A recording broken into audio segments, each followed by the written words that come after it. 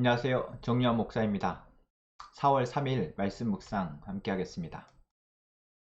마태복음 26장 57절에서 75절의 말씀입니다.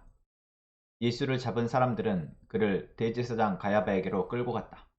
거기에는 율법학자들과 장로들이 모여 있었다. 그런데 베드로는 멀찍이 떨어져서 예수를 뒤따라 대제사장의 집 안마당에까지 갔다. 그는 결말을 보려고 안으로 들어가서 하인들 틈에 끼어 앉았다. 대제사장들과 온 공의회가 예수를 사형에 처하려고 그분을 고발할 거짓 증거를 찾고 있었다. 많은 사람이 나서서 거짓 증언을 하였으나 쓸만한 증거는 얻지 못하였다. 그런데 마침내 두 사람이 나서서 말하였다. 이 사람이 하나님의 성전을 허물고 사흘 만에 세울 수 있다고 하였습니다. 그러자 대제사장이 일어서서 예수께 말하였다. 이 사람들이 그대에게 불리하게 증언하는데도 아무 답변도 하지 않소. 그러나 예수께서는 잠자코 계셨다. 그래서 대제사장이 예수께 말하였다. 내가 살아계신 하나님을 걸고 그대에게 명령하니 우리에게 말해주시오. 그대가 하나님의 아들 그리스도요. 예수께서 그에게 말씀하셨다. 당신이 말하였소. 그러나 내가 당신들에게 다시 말하오. 이제로부터 당신들은 인자가 권능의 보좌 오른쪽에 앉아있는 것과 하늘 구름을 타고 오는 것을 보게 될 것이오. 그때 대제사장은 자기 옷을 찢고 큰 소리로 말하였다. 그가 하나님을 모독하였소. 이제 우리에게 이 이상 증인이 무슨 필요가 있겠소? 보시오. 여러분은 방금 하나님을 모독하는 말을 들었소. 여러분의 생각은 어떠하오? 그러자 그들이 대답하였다. 그는 사형을 받아야 합니다. 그때 그들은 예수의 얼굴에 침을 뱉고 그를 주먹으로 치고 또 더러는 손바닥으로 때리기도 하며 말하였다. 그리스도야, 너를 때린 사람이 누구인지 알아맞혀 보아라. 베드로가 안뜰 바깥쪽에 앉아 있었는데 한 하녀가 그에게 다가와서 말하였다. 당신도 저 갈릴리 사람 예수와 함께 다닌 사람이네요. 베드로는 여러 사람 앞에서 부인하였다. 나는 내가 무슨 말을 하는지 모르겠다. 그리고서 베드로가 대문이 있는 데로 나갔을 때에 다른 하녀가 그를 보고 거기에 있는 사람들에게 말하였다. 이 사람은 나사렛 예수와 함께 다니던 사람입니다. 그러자 베드로는 맹세하고 다시 부인하였다. 나는 그 사람을 알지 못하오. 조금 뒤에 거기에 서 있는 사람들이 베드로에게 다가와서 베드로에게 말하였다. 당신은 틀림없이 그들과 한패요. 당신의 말씨를 보니 당신이 누군지 분명히 드러나오. 그때 베드로는 저주하며 맹세하여 말하였다. 나는 그 사람을 알지 못하오. 그러자 곧 닭이 울었다. 베드로는 닭이 울기 전에 내가 나를 3번 부인할 것이다 하신 예수의 말씀이 생각나서 바깥으로 나가서 몹시 울었다. 아멘.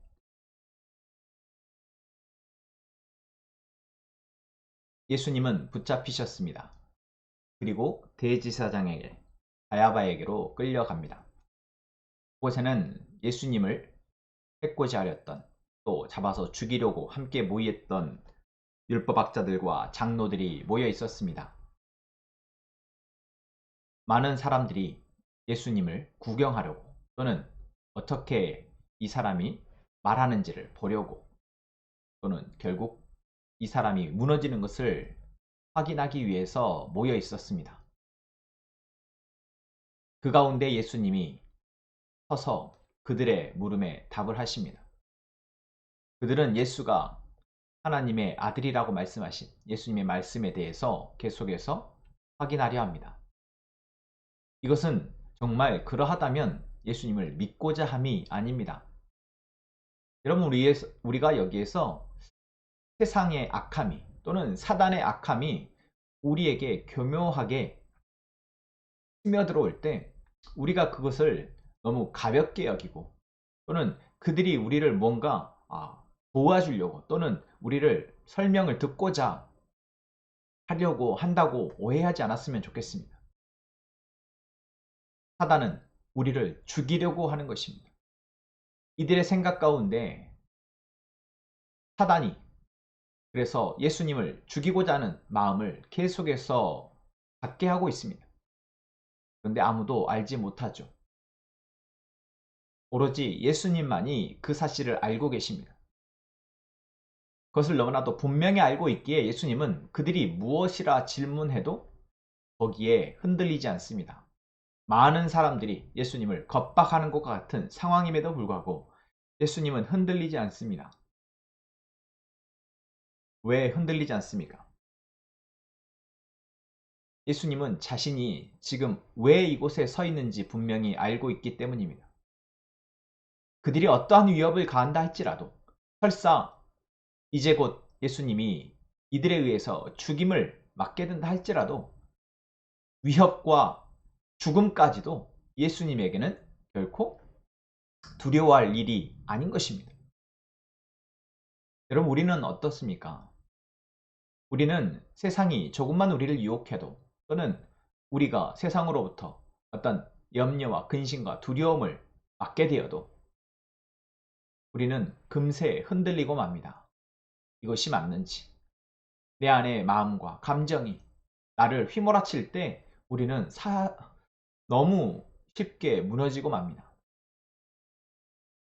여러분, 우리가 이러한 모습으로 삶을 살아가는 것, 가장 안타깝게 보시는 분은 하나님이십니다. 그래서 하나님은 우리에게 또 오늘 말씀을 통해서 우리에게 보여주시는 것이죠. 하나님이 말씀하셨고 그 말씀하신 것을 믿고 이 땅 가운데 오셔서 자신의 역할을 묵묵히 감당하신 예수님의 모습. 수많은 위협을 하는 사람들에 둘러싸여도 그곳에서 담대하게 자신의 이야기를, 또한 하나님을 증거하고 계신 예수님을 우리에게 보여주고 계시는 것입니다. 이것은 예수님이기에 이럴 수 있다, 이것을 우리에게 말씀하는 것이 아니라 하나님의 말씀을 소유한, 하나님을 믿는 우리 역시 그럴 수 있음을 우리에게 보여주시는 것이죠. 여러분, 오늘 우리를 두렵게 하는 것은 무엇입니까? 오늘 우리로 흔들리게 하는 것은 무엇입니까? 우리를 두렵게 하고 흔들리게 하는 것들이 우리 눈앞에 또는 우리 귀에 다가왔다 할지라도, 여러분, 오늘 우리 안에 계신 하나님으로, 우리와 함께 하시며 우리에게 말씀하고 계시는 그 하나님으로 담대하게 그 상황을 이겨내는 저희가 되길 위해서 기도했으면 좋겠습니다. 예수님이 오늘 우리에게 그 모습을 본을 보이십니다. 우리의 모습은 어쩌면 예수님과 같지 않고 이후에 예수님을 몰래 따라왔던 베드로와 같을 수 있습니다. 예수님이 이렇게 사람들 앞에서 재판을 받으실 동안 따라왔던 베드로는 멀찍이 다른 사람들의 무리에 섞여서 그 모습을 지켜보려 했습니다. 그런데 베드로를 알아본 사람들이 베드로에게 당신 예수 무리 아니오? 라고 물었을 때 베드로는 3번이나 거듭 부인합니다. 그렇습니다. 사실 어쩌면 우리의 수준은 이 베드로와 같을지도 모르겠습니다. 어제 주일 말씀에서도 우리가 결국 깨어서 기도함을 통해 우리가 피하고자 하는, 우리를 힘들게 하는 상황을 감당하자라는 말씀을 드렸습니다. 여러분, 이것은 하나님이 우리에게 주시는 습관입니다.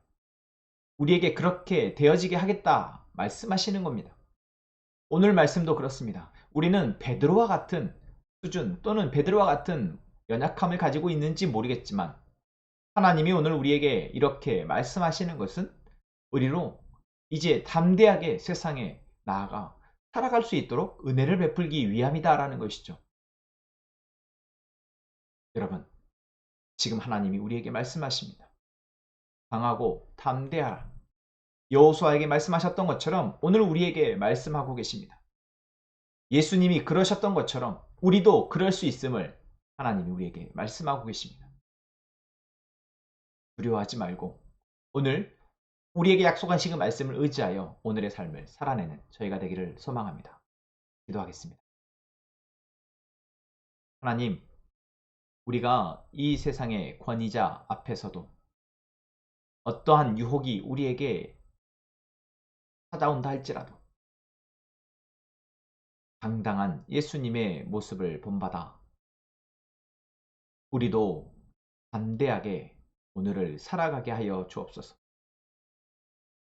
우리는 연약할지라도 하나님은 강하시기에 하나님이 우리에게 말씀하시는 그 말씀, 약속을 붙들고 오늘 우리가 기도하오니 하나님, 우리로 담대하게 살아가게 도와 주옵소서. 함께 행복한 선화목적교회 모든 성도들이 그렇게 오늘을 또한 이 한 주간을 하나님의 담대함을 의지하여 살아가게 하여 주옵소서. 또한 오늘 하루하루의 우리의 삶 속에서 하나님의 다시 오실 거라 약속하신 예수 그리스도를, 그 약속을 소망하며 삶의 예배를 드리는 우리가 되게 하여 주옵소서. 이 시간 우리의 기도를 들으심에 감사하며 예수님의 이름으로 기도합니다. 아멘.